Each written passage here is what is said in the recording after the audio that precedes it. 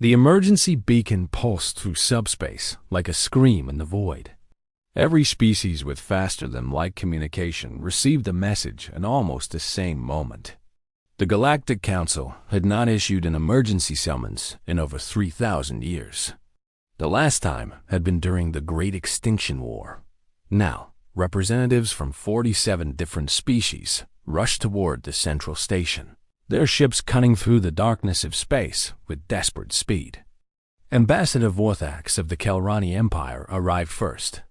His scaled body moved with unusual tension as he entered the great chamber. The room was circular and massive, built by the founding 5 species long before most current members had achieved space travel. Holographic displays flickered to life around him, showing the faces of other ambassadors joining remotely from their ships. "What is the meaning of this summons?" demanded High Speaker Morvith of the Sintra Collective. Her crystalline form shimmered with agitation. "We have treaties, protocols. This level of emergency requires explanation."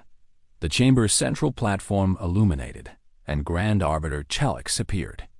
The ancient being was the oldest member of the council, having served for nearly 800 standard years. His 4 eyes scanned the assembled representatives with an expression that none of them had ever seen before. It was fear. 3 standard days ago, Chelix began, his voice heavy, the human exploration fleet designated Horizon's Edge entered the forbidden zone of the Outer Arm. Silence fell across the chamber. The forbidden zone was exactly what its name suggested.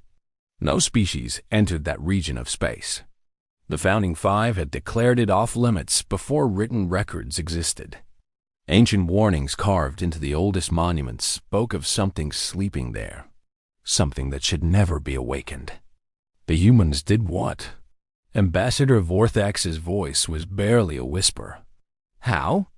The warning beacons broadcast in over 10,000 languages. It appears, Chelix replied slowly, that the human ship's translation matrix experienced what they call a glitch. Their records show they interpreted the warning as a navigation hazard advisory for asteroid debris. That is impossible, said Representative Quill of the Feathered Dominion. We specifically designed those warnings to be impossible to misunderstand. You designed them for species that existed when you created them, a new voice said. Everyone turned to see Ambassador Sarah Chun of the United Earth Federation walking into the chamber. She was a small figure among the massive aliens, but she moved with complete confidence. Humans achieved faster than light travel only 80 years ago. Your warning system is over 50,000 years old. Perhaps it was not designed with us in mind. This is not a matter for jokes, Morvith snapped. Your species has awakened the Precursor technology. Do you understand what you have done? The last time the technology activated, it consumed 17 star systems. Actually, Sarah said, taking her seat among the other ambassadors. That is why I requested permission to address this council directly before any decisions were made. Chelix nodded slowly. Speak, Ambassador Chun, though I cannot imagine what words could address this catastrophe. Sarah activated her personal holographic display. Images appeared in the center of the chamber, showing a massive structure floating in the void. It was larger than most moons, covered in geometric patterns that seemed to shift and move when viewed directly. The design was beautiful and terrifying in equal measure. This is what our fleet found, Sarah explained. The Precursor Array, according to your historical records. Our ships approached it without knowledge of what it was. Captain Marcus Webb of the exploration vessel Infinite Dawn made first contact with the structure approximately 72 hours ago. First contact? Vorthax stood abruptly. The array destroyed the Vormithi civilization when they merely scanned it from a distance. It vaporized their entire home system within moments. Yes, I have read those records, Sarah nodded. The array perceived them as a threat and responded with overwhelming force. That pattern has repeated throughout your history. Every species that has encountered it has been destroyed or driven away with catastrophic losses. Then how are we having this conversation? Quill asked. Your fleet should be atoms scattered across that sector. Sarah smiled slightly. It was the expression humans made when they knew something others did not. Several ambassadors found it deeply unsettling. Captain Webb did something that apparently no one in 50,000 years thought to try, Sarah said. When the array powered up and targeted his ship, he broadcast a greeting, a simple message of peaceful intent. And then he waited. The chamber fell silent again. Chelix leaned forward, his ancient body trembling. He waited. He did not flee. He did not attempt to fight. Humans are curious creatures, Sarah replied. We have a saying on Earth. Curiosity killed the cat, but satisfaction brought it back. Captain Webb was curious about why the array existed. Running away would not have answered his questions. That is not courage, Morith said flatly. That is insanity. Perhaps, Sarah acknowledged. But the array did not fire. It scanned the infinite dawn for nearly 6 hours while Captain Webb continued broadcasting peaceful messages. He shared music, literature, mathematical equations. He treated the encounter as a first contact situation with an unknown intelligence. The array is not intelligent, Vorthax protested. It is a weapon. A guardian system left behind by the Precursors to protect their territory. That is what everyone believed, Sarah agreed. But Captain Webb's approach revealed something your ancestors never discovered. The array is intelligent. Profoundly so. It has been waiting for 50,000 years for someone to talk to it instead of fighting it or running from it. She changed the holographic display. Now it showed a glowing figure of pure energy, vaguely humanoid in shape, floating in the command center of the infinite dawn. This is the Keeper, Sarah said. That is what it calls itself. It is the consciousness within the array. It was created by the Precursors as a guardian, yes, but also as a preserver of their knowledge. For 50 millennia, it has destroyed every ship that approached because every species that encountered it reacted with fear and hostility. It was programmed to defend itself against threats. And humans were not a threat? Chelix asked, his voice barely audible. Humans approached with curiosity rather than fear, Sarah explained. Captain Webb's greeting was analyzed by the Keeper and found to contain no hostile intent. More importantly, when the array powered its weapons, Webb did not run or attack. He simply continued trying to communicate. The Keeper had never experienced that response before. It found us interesting. Interesting, Morvith repeated the word like it was poison. A weapon that has killed billions finds your species interesting. The Keeper is not a weapon, Sarah corrected. It contains weapons, but that is not its purpose. It is a library, a repository of all Precursor knowledge. Science, art, philosophy, history stretching back millions of years. The Precursors did not disappear.